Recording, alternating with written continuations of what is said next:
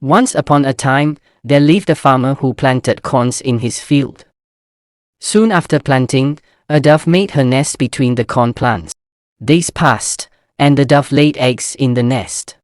A few days later, tiny baby doves came out of their eggs. The dove was happy, and every day she flew to the forest to bring food for her babies. One day, when she returned, she saw her babies looking very scared. She asked, "My little ones, what happened? Why do you look so frightened?" The baby dove said, "Mother, the farmer came here today. He said he would send his sons tomorrow to harvest the corns. We are scared because we can't fly yet. Where will we go?" The dove smiled and said, "Don't worry, my children. No one will come tomorrow. Rest peacefully." And just as she said, no one came to the field the next day. Days went by, but still, no one came to harvest the corns. The baby dove started feeling safe again.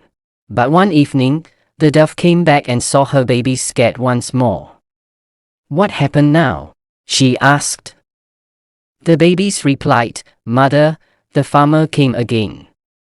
This time he said he would send some workers tomorrow to harvest the corns." The dove calmly said, "Don't worry. The workers will not come either." Again, no one came the next day. Time passed peacefully for the dove family. Then one day, the farmer came again. He looked serious and said something different. He said, "I have wasted enough time. I can't wait for others anymore. Tomorrow, I will come and harvest the corns by myself." The dove listened to this story from her children. This time, she looked worried.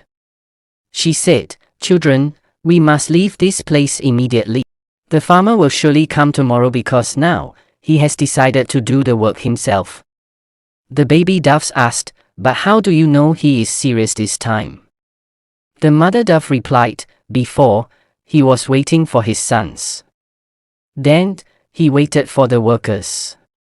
But now, he's not waiting anymore. He is going to take action himself.